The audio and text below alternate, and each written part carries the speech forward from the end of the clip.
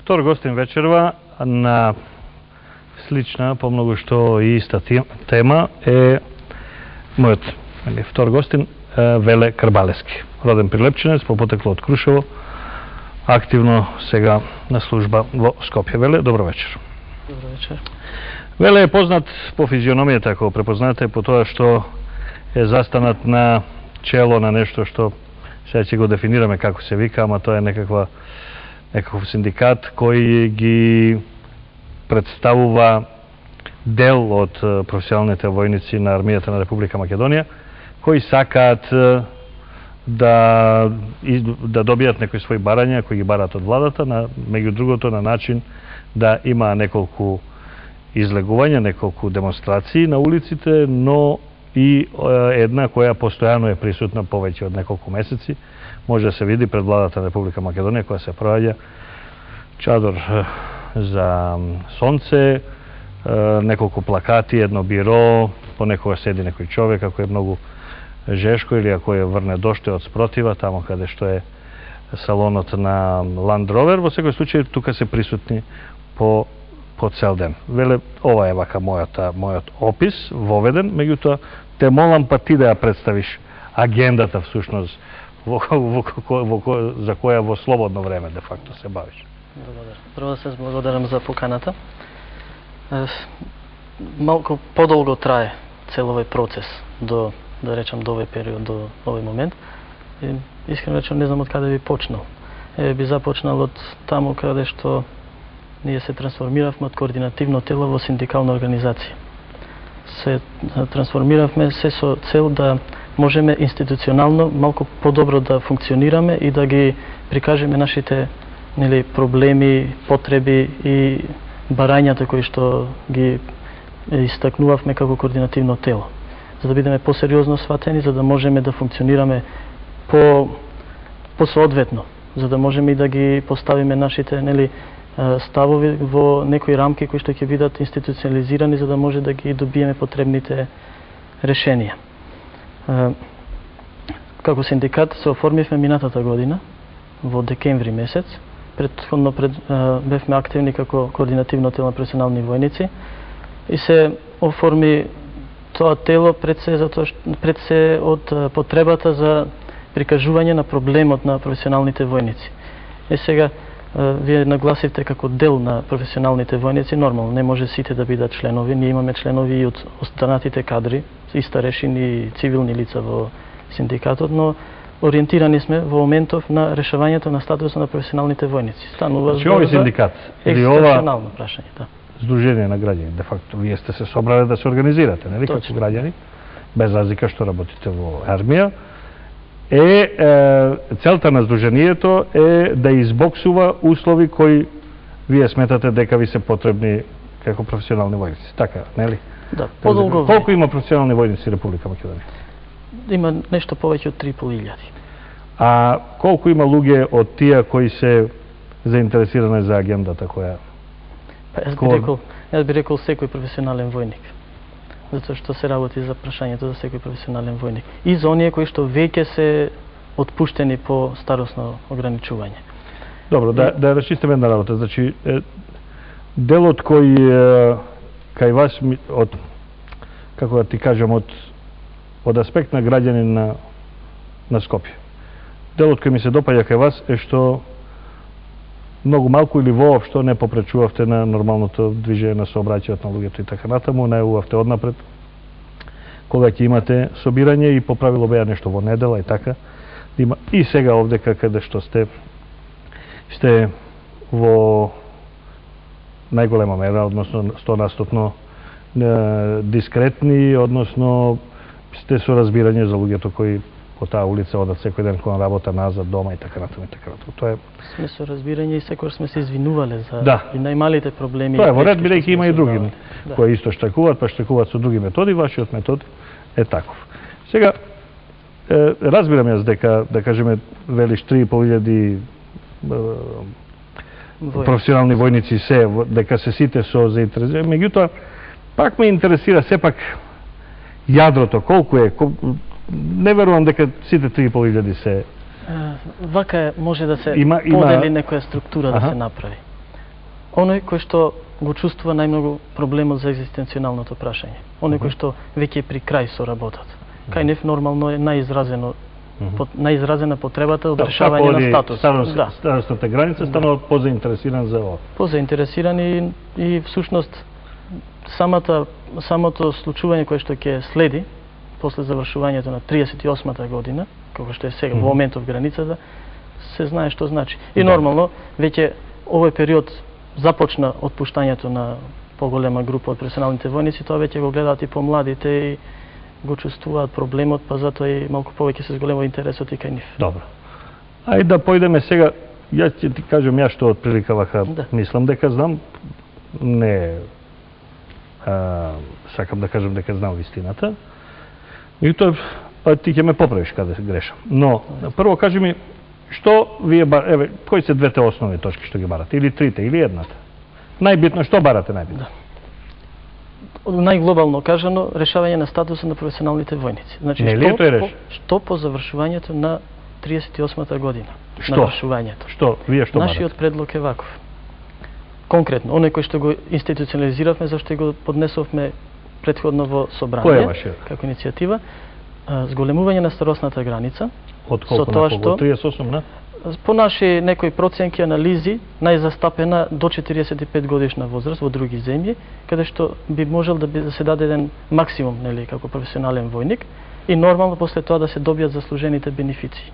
Сега, ние направивме некој систем кој што предлог, кој што би значел зголемување на старосна граница, решавање на проблемот со префрлување во други институции, за дел од војниците кои што би останале како активни во армијата, значи кои што би добиле решение или би добиле статус на подофицерски кадар, и во крајен случај решавање на статусот со помагање материјално, односно така наречена опремнина за професионалните војници, доколку не е изводливо за претходни. Тоа се барањата.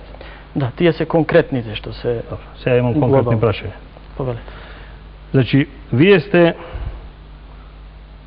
професионалните војници се со договор не се во редовен работен однос. Договор, да. Подпишувате договор секој 2, 4, не знам колку години, така? 3 години. На секој 3 години се обновува договор.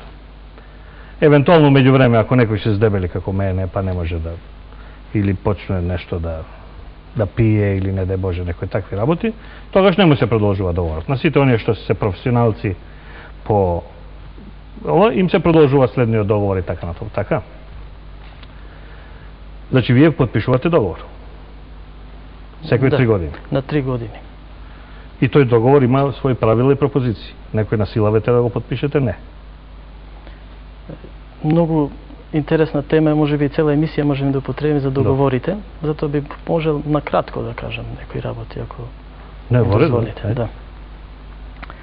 Договорите првично ги подпишавме на 35 години. И во различни периоди наназад различни видови на договори постоеле. Еве конкретно јас на 35 години. Во меѓувреме се измени на 38 години. Збори за старосна граница. За старосната граница по однос на тоа. Но мене добро, ќе дојдеме на тоа. Кога го подпишуваш договор, го подпишуваш свесно. Нели така? Не си малолетен, не си под дејство на алкохол, на дрога, не, свесно подпишуваш. И таму пише 35 или 38. Значи ти знаеш дека на 38 ти завршува договорот, така? Кога си го подпишал договорот, нели? Добро. Добро. Тоа ми е прашањето. Значи ти си свесен дека во моментот кога подпишуваш договорот работиш до 38 години после си одиш. Таков е договорот или не? Договорот е таков. Добро. Да, тоа е факт. Значи тоа е чиста ситуација. Сега што може да се додаде тука? Ајде. Кога подпишуваме договорот 35-38 се едно. Без разлика, има лимит, граница некоја, добро. Ние сме дел од законски рамки. Договорот е дел кој што произлегува од законот за служба во армијата. Значи сега, моментов законот кажува до 38 години може да си професионален. Законот на РМ, така? Да, само проблемот е друг. Добро. Следеше, најавена беше измена на законот за служба во армијата на Република Македонија. Ние затоа реагиравме претходно и пред неколку години имаше реакција кога се зголеми за 3 години со најава дека во меѓувреме ќе се бара соодветно решение. Сега, изминаа тие години, истите луѓе кои што требаше тогаш да си заминуваат, сега почнуваат да си одат од работа. Друго, Со подпишувањето на 38 години, или како што претходно беше ограничување на или 35 или 38 седно, со максимум 4 договори. Значи некој можеше да си оди на 32 години, некој на 36. Така. Настана измена. Настанували измени и постојано континуирано. Со најавувањето за промена на законот, ние побаравме, и тоа беше нашата иницијатива, да се внесат потребните измени во законот за да конечно се затвори проблемот со професионалните војници. Потребни измени. Да, оние кои што според сметавме. Според вас? Да, според нас, а и беше веќе и претходно и од страна на министерството, претходни министри, најавено дека е потребно да се направат измени. Добро, да кажеме, еве имало измени, у време на Лазар Еленовски од 35 се качува на 38. Тоа е измена например. Таа измена беше периодична за да се најде во меѓувреме соодветно решение. Изминаа тие години и сега следеше измена на законот. Проблемот е што во законот не се зеде предвид ниедно од нашите... Од вашите барања. Да, точно. Значи, законодавецот инаку во правна држава, во која живееме, може да го земе во предвид и не мора, така? Нормално. Може да му одговара, може да не му одговара, може да смета дека не се добри барањата или се лоши, или едноставно е така. Нормално, едната страна има право да се буни, другата страна има право да се обжалува и така.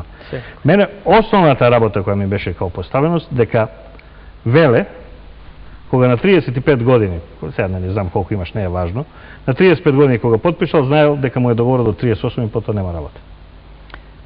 Во моментов професионални војници, млади граѓани, можеби уште не знаат дека ќе бидат војници.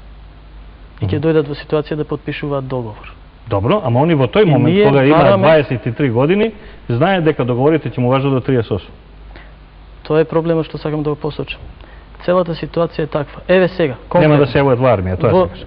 Во последниот момент што се случува. Не знам дали сте забележале, ние имавме една пресконференција каде што зборувавме токму за договорите. За измена во договорите каде што има некои вметнати нови членови. Ние имаме нешто и на Уставен суд испратено, имаме подготвени иницијативи за собрание и така. Знаеш што е? Договор е во ред, може да е ваков таков. Меѓутоа договорот секој човек го чита пред да го потпише. Изменет ни е договорот. Веќе потпишаниот. Сега договорите што се новите, кои треба да се потпишат. Кои што им се нудат на нашите колеги. Што значи дека не мора да го потпише ако не ти одговара? Изборот е ваков. Или оди си или потпиши. Добро. Истото се случува и постојано. Тоа е исто и фудбалски клуб Вардар, не знам дали знаеш, сум на исто место. Да. Се пазарат околу цената и така нешто. Тоа е секаде исто. Точно. Знаеш како ми личи ова? Мене малку ми е смешно во вашето. Вас не вие си имате фамилии. Не, вака се. Добро, ме сваќа погрешно, си извинам, да си имате фамилии, си имате деца, си имате екзистенција. Се, јас тоа го разбирам. Меѓутоа, пак и сите други го имаат тоа. И деца, и екзистенција, и сите имаат. Значи, сите се соочуваат со истиот проблем. Дека и ти дома имаш, не знам, 2 деца, и јас имам дома 2 деца, и овој камерманот. Јасно. Значи, сите го имаме истиот проблем. Но знаеш како ми личи ова? Ми личи како да кажеме Пандев потпишал 4 годишен договор со Интер и после 4 години му вика овој Бенитес не ми треба, што вика не, јас сакам да играм уште. И ќе влезам 12 играч. Не ти личи така вака? Јас сакам да останам во Интер, бе. Не можеш да останеш, пише 4 години, ајде оди си. Не сакам да останам. Не ми личи баш така мене. Не е така? Не. Пандев игра за приватни клубови, ние сме во административна да речам организација. Добро, еве другачи, еве. Пандев игра за репрезентација и да кажеме него вика Јонус, пак ќе ти дам пример. Него вика Јонус и вика не, јас сакам да влезам во репрезентација. Така. Значи еве ти мислам не вие сте во организација државна во меѓутоа со потпишан договор и со времен работен однос. Така? Сега што ви нуди вас државата, односно министерството, како договор, да не речем, како пазар во овие моменти? Визави вашите барања. Што ви нуди? Тоа го споменав и на почеток, дека многу е комплексно да се појасни, многу содржајно, со години се работи и наназад колку и да се враќаме ќе видиме колку промени се случуваат во однос на статус на професионални војници, во однос на оние работи кои што вие сега преговарате со ова министерство и со овој министр и со оваа влада. Што они вас ви нудат? Да, во моментов сум јас активен и некои други. Во нареден период ќе биде некој друг и така, да. Коректно. Ама сега барате вие, така? Во моментов сега, што нуди оваа влада, што ви нуди вас? Она што е понудено како решение и дело тоа е вметнато во законот кој што беше донесен во март месец оваа година, Добро. е нешто што не значи решавање на статусот на војниците. Што е тоа? Ние тоа сме го дефинирале како измени кои што треба да се случуваат, но кои што не значат решавање на статус, да го повторам тоа. Тоа е активна резерва. Тоа значи После 38 години стануваш година војник од дома. Резервен војник, кога ги треба на државата, те вика. Ние сме и секогаш тоа на располагање. Задолжително ни е тоа нас и да не е задолжително, сите сме биле повикувани и кога ќе треба ќе бидеме присутни. Сега тоа значи нешто некако вид на пакет до 48-та година. И по 48-та година повторно сме исто. Значи не ги задоволува потребите за тие 10 години, само што ќе бидеме на 48 година повторно на истиот момент како што би биле сега на 38 без тој пакет. И тоа е нешто што е понудено, побарано по некои НАТО стандарди, задолжително да си постои во армијата, нели, како резерва. Значи тоа е вака, јас да раскажам, а ти ќе ми кажеш дали грешам. Значи, пред да дојдеш на 38 години, армијата ти нуди да си во активна резерва. И ти вика каков афинитет имаш ти, Миленко, да кажеме, ја имам афинитет да бидам багерист. Армијата ми на нејзин трошок ми дозволува да се остручам, да можам багер да возам, примерно, нели се. И после тоа, јас со тој занает, или со таа острученост, или со таа квалификација, можам да си барам работа низ државата. Меѓутоа, како активна резерва, добивам некои 6-7 илјади, колку е, 100 евра, месечно на период од 10 години. Така? Да, Во така. доле сум управо, 100 на 100 по 90? Не е доволно, затоа што треба да се спомени фактот што треба да се појавуваат војниците на, односно резервниот состав во тој момент на вежби постојано за викенд, на годишни поголеми вежби, така натаму. Тука веднаш ќе споменам што ќе значи за можноста за луѓето да најдат работа.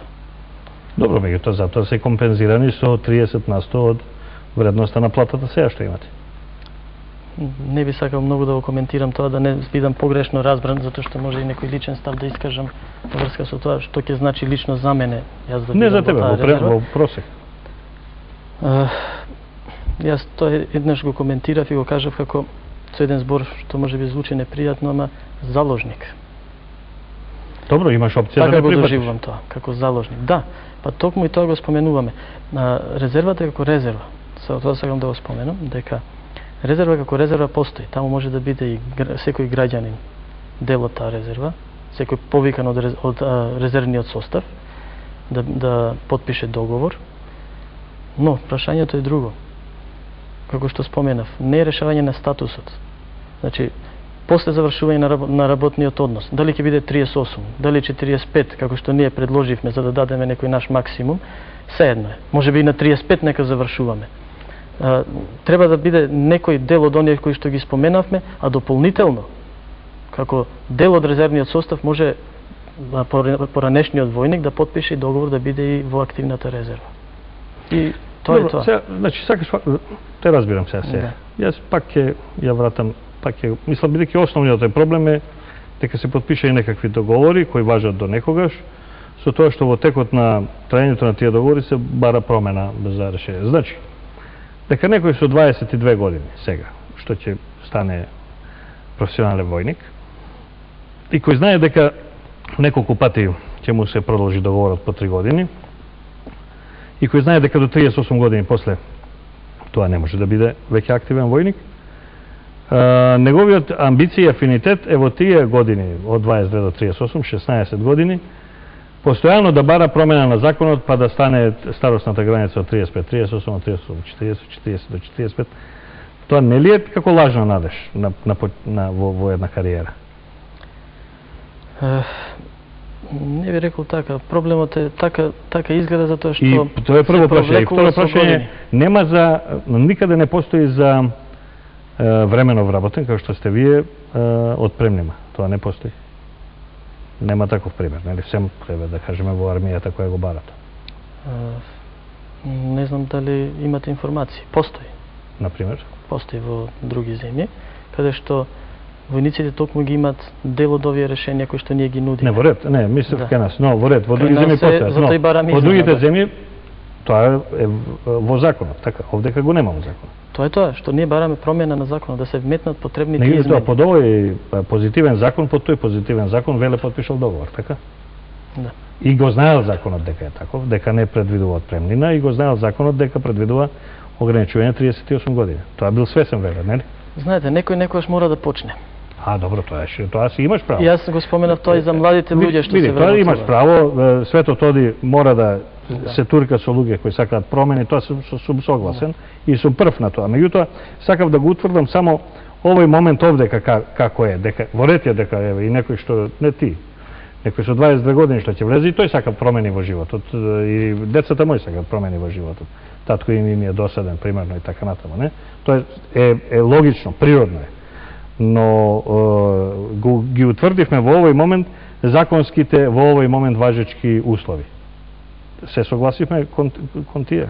Законски важечки услови се и тие да се поднесе иницијатива и да се бара промена. И да не се прифати или да се прифати. Да. Сега, како што споменавте. Ако не се прифати иницијативата, што правиме? Како што споменавте. И тоа е законски. Ќе продолжиме да бараме соодветни услови. И тоа е законски. Да. И нормално, и како што рековте, мислам дека многу се очекуваше од нас негативни појави, се очекува кај војниците. Не, тоа го нема, не можам да кажам. Ние не го направивме тоа и немаме намера и никогаш, не сме ни имали. Не, имаме една забелешка, ма ќе ти кажам малку подоцна. Да, натрешно си ги решававме. Како што споменав. Мене ме интересира кога веќе кај негатива. Една имам забелешка, јас лично. Да, што баравте кај поранешниот? Мислам, не постои функција поранешен врховен командант. Тоа не постои. Има врховен командант или ние сите кои не сме врховни команданти? Опа, ние сме били на повеќе места и се уште ќе одиме, секаде се консултираме, затоа што мора да признаеме, ние сме војници. Искрено речено, кај Киро Глигоров на пример. Повикавме и секаде кај што не повикале сме оделе.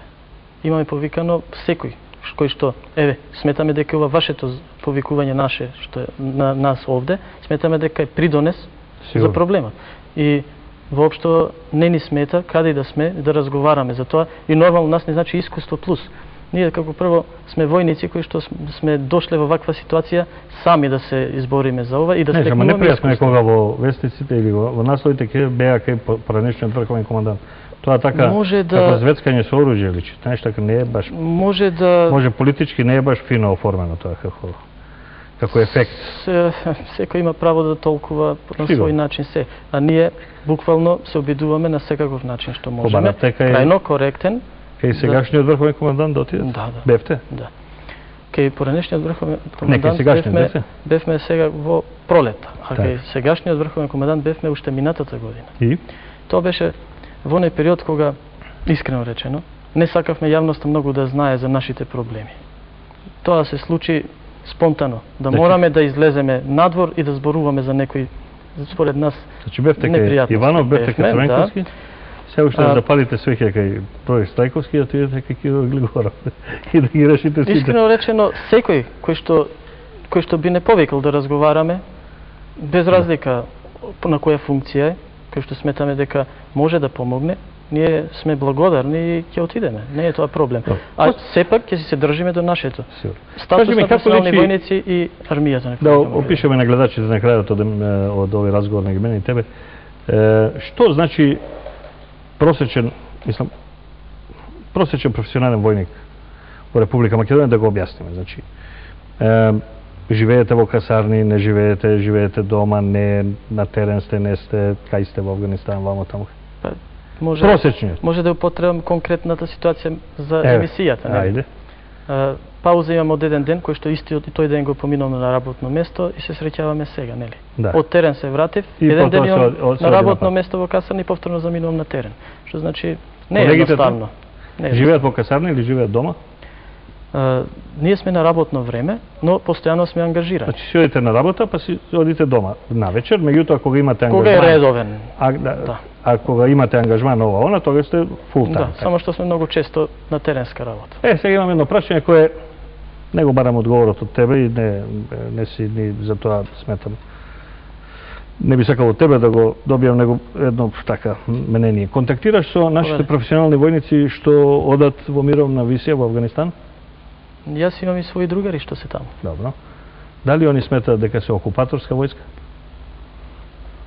Па не би сакал да го одговорам тоа. Знаем дека нема да сакаш, знам, ја имам намера да ги прашувам сите до идната година за ова. Кога оди војска у туѓа држава, тоа окупација не може да е ослободување, ама ќе разговарам и со други на оваа тема. Не би го коментирал ова. Ни прв ни после. Добро, ти благодарам за учеството во емисија. Без разлика ние, извинувам, без разлика ние се што е потребно за службите ќе работиме. Тоа е сигурно, тоа си се вие професионални војници. Тоа не е наша обврска. Така, во ред. Меѓутоа јас затоа и однапред ја направив дека не очекувам одговор затоа што на крајот на краиштата не си ни во таква ситуација можеш да го даеш. Ти благодарам за учеството во емисијата. Јас понудив колку може поише да кажеш за проблемот, мислам дека горе доле го кажав. И кажав моите согледувања, ќе ми простиш ако нешто не е во ред. Меѓутоа тој е на граѓанин кој со ауто проаѓа покрај вас 2 пати, 3 пати на ден и така натаму во Зеќерно. И му е нејасно или јасно, па сака да го дореја. Би сакал да додадам уште нешто врската со нашето присуство пред влада за чадорот, нашите плакати. Тие се таму од две причини, главни две причини. Едната е за да подсетува за нерешениот статус, а другата е што бараме средба со премиерот. Сметаме дека не е доволно информиран за нашиот проблем и нормално на таа средба ние малку повеќе со детали би разговарали отколку овде, нели? Се разбира. Мислам дека не е навредливо тоа. И мислиш дека е тоа правиот начин да се видите со премиерот? Би сакале да имаме средба и да можеме малку повеќе да ги искажеме нашите. И ако сте пред таму сигурно ќе има. Не, како што рековме, така беше одлучено и да биде присутни тука, за да се знае дека се уште нема заедничко прифатливо решение, заемно. Затоа што проблемот е тој што никако не дојдовме до взаемно прифатливо решение за статусот. Взаемно прифатливо е тоа што вие го барате, тие очигледно си мислат друго и така. Има и понуди и други. Овие се тие што ги институционализиравме, а ние во разговорите сме разговарали за многу други нешто. Ти посакувам успешен и безбеден пат утре са бајле каде и да заминуваш на кој дел од службата, да се вратиш здрав и жив и ти и сите твои колеги кои ќе одите таму и многу среќа во понатамошниот дел од животот и твој и професионален и приватен. Ти благодарам за учеството во емисијата. Благодарам на вас на покана. Почитувани гледачи, тоа беше вечерашнава втора емисија од годинешниот циклус на Миленко Неделковски шоу.